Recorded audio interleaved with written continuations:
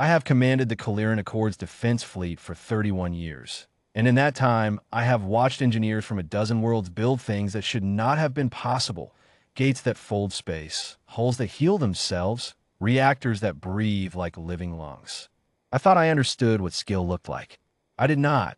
Not really, until the morning the lattice vault refused to wake, and a woman with a mop set her right in front of me. We had 11 hours before the vanguard of the Null Combine reached the outer relay. The vault was the only vessel in our fleet large enough to anchor the gate that would let the rest of our ships jump in behind her, and she sat dead at her moorings in the central drydock, every light on her hull dark, her shadow falling clean across 300 meters of deck plating. Scaffolding still clung to her flanks where the last welds had gone in. 12 allied worlds had sent their finest minds to build her heart, the great phase coupling that married all 6 of her reactors into a single pulse. 12 worlds' best engineers stood around that coupling now in a loose, anxious ring, diagnostic wands glowing a calm and useless green, schematics turning slowly in the air between them, and not one of them could tell me why she would not fire. I had sent word to the council an hour earlier promising good news by midday. I no longer believed I would have any to give. I was pacing the gantry above them when I noticed the contractor. She had been there the whole time, pushing a cart of rags and cleaning solvent along the catwalk, the kind of menial work the yard handed to civilians too old to be useful anywhere else. Gray hair, pulled back hard, coveralls a size too big, hands spotted with the kind of old burn scars you only get from years of barehanded engine work. I knew her file the way I knew every name on that drydock's roster. Etta Marin, 63 years standard, formerly a senior fitter in the old Earth Fleet Auxiliary, discharged when her knees gave out, kept on at Calera Prime's sweeping floors because someone in supply liked her enough to find her a badge. She stopped beside the coupling housing for the better part of a minute, head tilted, listening to something none of the rest of us could hear over the hum of 40 diagnostic stations. "She's not broken," she said. "Not loud. Just loud enough." One of the lead engineers, a Velinari woman with the kind of patience that wears thin around civilians, told her without looking up that the coupling was reading nominal across every channel, and the failure had to be in the relay logic 3 decks down. A second engineer, younger, asked her, not unkindly, but not gently either, whether she had clearance to be standing inside the work ring at all, and reminded her that the maintenance schedule did not call for the gantry to be cleaned until second shift. Etta nodded like she'd expected both answers, picked up her card, and kept walking. Nobody else looked up from their wands long enough to notice she had gone. I should have stopped her then. I did not.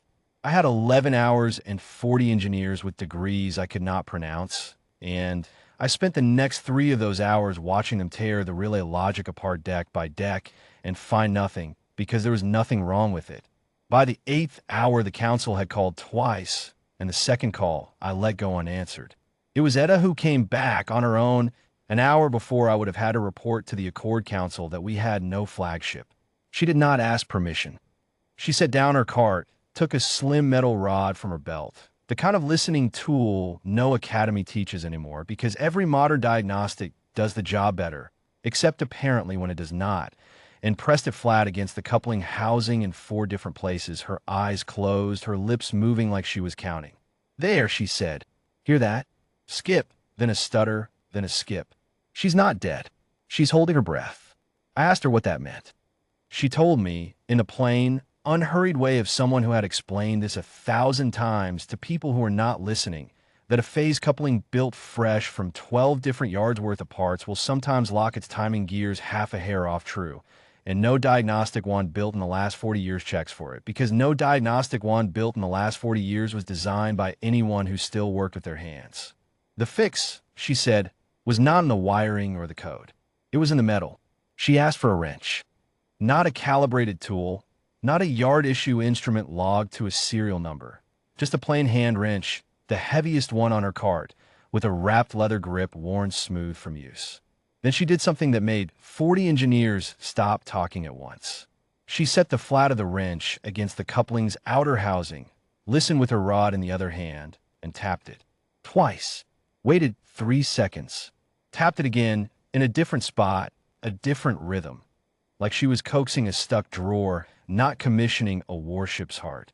The lights along the coupling's collar flickered, dimmed, and then steadied into a clean, even pulse. Nobody spoke.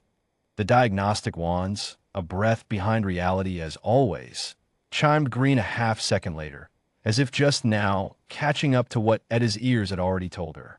Timing gears were cold set, she said, wiping the wrench on her sleeve like she'd just fixed a kitchen tap. They do that sometimes when 12 different shops machine 12 different parts to the same tolerance, and none of them quite agree on what true center sounds like. You tap it back into time. Same thing as an old combustion engine with a sticking lifter. Same thing as anything built by more than one set of hands. I asked her because I genuinely did not know how she had heard a problem that 40 engineers and their instruments had missed entirely. She shrugged, the kind of shrug that did not think the question deserved much of an answer. Spent 30 years with my ear against engines that didn't have computers to lie for them.